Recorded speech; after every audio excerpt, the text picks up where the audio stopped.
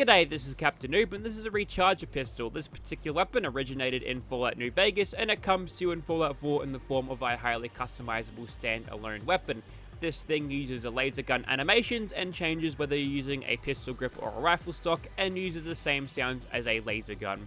So it seems very familiar, but its functionality is a lot different, and if you are familiar with this thing back in New Vegas, you'll know that this thing has effectively infinite ammo, but with a few caveats. Obviously, one of the caveats isn't in Fallout 4 because there's no longer item degradation, which is a good thing, so we don't have to worry about this thing breaking on us, but we will have to worry about running this thing dry because when we get this to maximum capacity, we'll have about 20 bullets in it, and it seems to reload itself one charge per every second, so the microfusion breeder in universe charges one per every second, which is a lot of power to charge over a second, but if we run the mag dry, it means we're going to be firing one shot per second, basically, and that'll cut our DPS down so much that we probably will die facing anything that is, well, it means business in its level numbers. Anyway, so let's quickly get into the customization. Obviously, what we're going to be seeing here is a lot of stuff that is kind of overlapping from the laser gun, and the overcharged capacitor only doing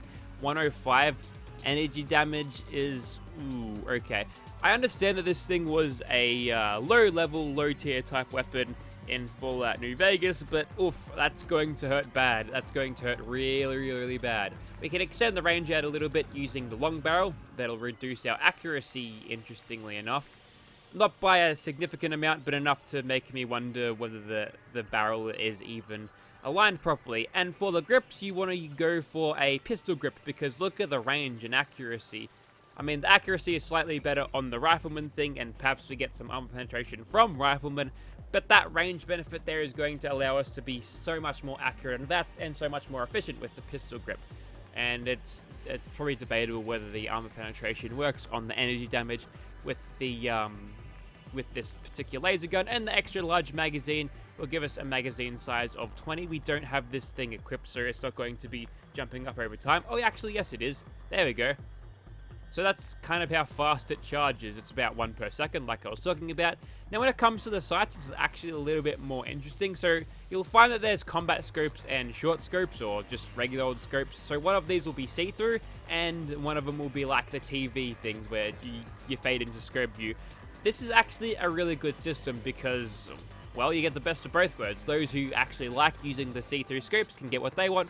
Those who like actually seeing their targets when they're shooting at them can go with the normal scopes, which is great. We'll just go for glow sights here. Maybe we'll chuck a rifleman variant with a scope on, and we'll see how that goes. And we can chuck a beam focuser on this to increase our range even more and increase the recoil control.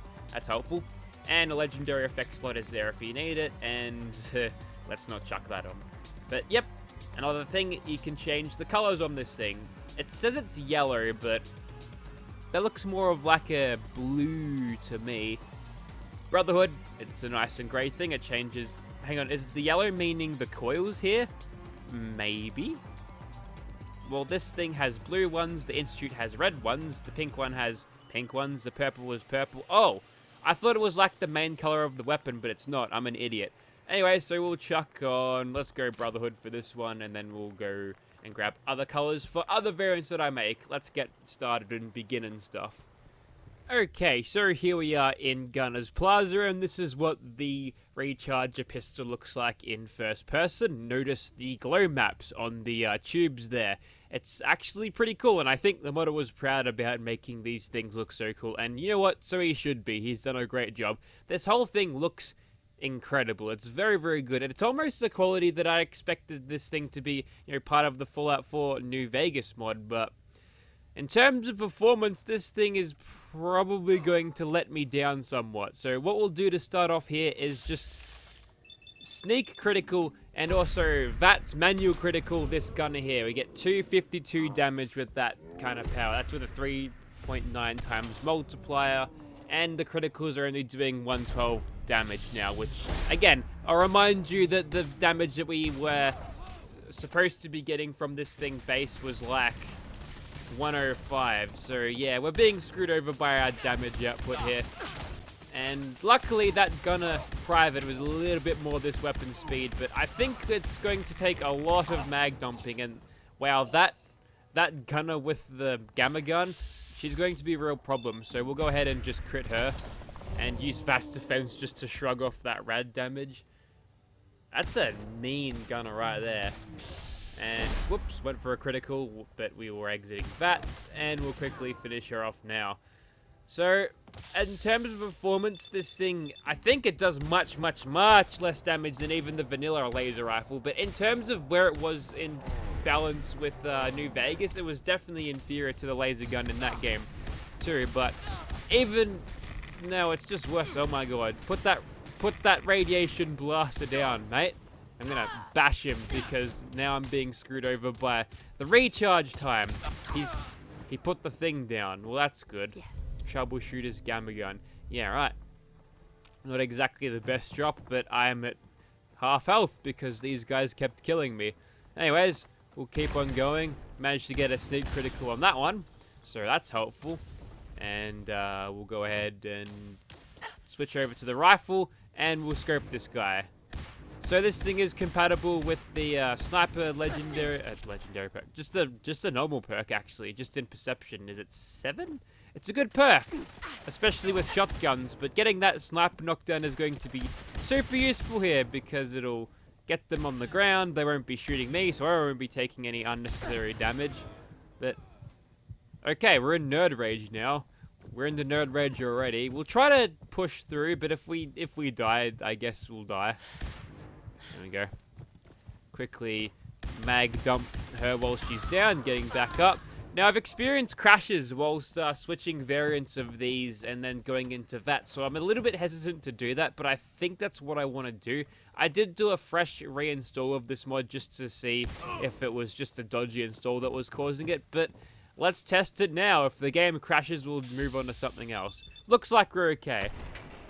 And despite that supposed kill animation, we didn't actually pick up the kill there. We'll go for the combat inhibitor here. There we go. There's the instant kill. Go for another critical. That'll do the job. And we'll move on to whatever comes out next. Actually, there's no real reason for us to pause here because we don't have to worry about... we don't have to worry about recharging and... oh god. Well, I don't think we probably could have done much better than that, so I'm going to leave it there and we'll try to find something a little bit more this weapon speed. Okay, so here we are at the Mass Pike interchange, and we've already got a little bit of fun before we even start with what I was actually intending to shoot here. So we've got a bunch of Rust Devils. These guys can't be any stronger than basic Raider veterans, and you're now on my side. I'm going to need the backup, so I'm going to command you. And now you're on my team. Helpful. Well, nice of you to be getting warmed up before I cook you with laser beams then, mate. There we go. And I guess that robot's decided not to fight. I did say command, didn't I? Maybe I needed to go in sight so I could tell him to sick him. Not that it really meant anything, but now that your usefulness has been overdue, we'll just knock you out. Oh, he's actually turned hostile to me. I must have busted his combat inhibitor, maybe? But, yeah, even against that thing, it's just not a strong weapon, and it is falling behind considerably. It's not a weapon that you can use for endgame applications, which, you know, you could make the argument that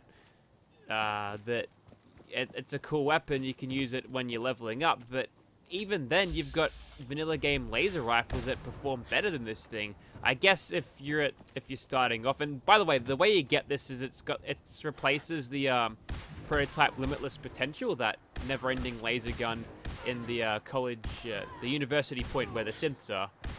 There's an old railroad safe house town thingy. Yeah, that's where you get this thing from, which is a nice context-sensitive place to put it. But you know, you have to travel quite far down the map there, and yeah, it's not exactly the easiest place to get to, but supposedly you can. But another problem is that you can't get this thing properly upgraded until you've got the higher ranks of science too, so you're in a position where you've got this weapon that is inferior to vanilla guns, but then it's not great anywhere else. it's not a... It's just not great. It just needs a little bit of a buff, I think. Although its infinite ammo capability is going to be extremely powerful, you'll find yourself running out of bullets constantly. Although I should mention that I am playing on a bullcrap difficulty setting because very hard difficulty incurs a 50% damage penalty, and that's not good. It's cheap and is a classic Bethesda way of doing difficulty. We've got a gun in here, we'll just shoot them, I suppose. Alright, mysterious stranger, are you going to make an attempt? And he's thinking about it. Lousy Walter White, absolutely useless combatant. There we go, managed to kill him with a crit. But yeah, I think this is a particularly disappointing weapon, and this is one of the only points where you can actually get VATS on the move if you're going down an elevator. Unless you're playing Fallout 4 VR, which you can actually move in VATS. It's proper bullet time in VR. Kind of need it. Righto, so something else is aggroed out here. There it is. And you get a critical to the face. Well, I think that's the best application of what I can show you this thing doing. It's just not strong enough to, you know, go against monsters, which I would usually like to do with mod weapons. So, unfortunately, I can't really recommend this thing unless you really like this thing, or like the concept of it, or just want to change the ESP files to give this thing a little bit more teeth. But in terms of how it performs, it's just... It's hard to recommend this because it's just so frustrating to use because of how weak it is, but it is a well-made mod. I just change the damage numbers and I'll have a much better opinion of this, which is easy fix to me and an easy fix for the modder too. It's just little balancing things, I think. And I am running the latest version. This mod has been out for some time, so perhaps the modder is still open to feedback, but it's, you know, it could just buff it. If you'd like to see this thing in your game regardless, check out the link in the description. There'll be it there. It is a PC only, unfortunately. Kylie, the character here, she's a companion in all platforms, so that'll be down there. There'll also be a loot crate link if you want to grab some Fallout merch with a discount. You just got to chuck in the discount code. Thank you very much for watching, guys.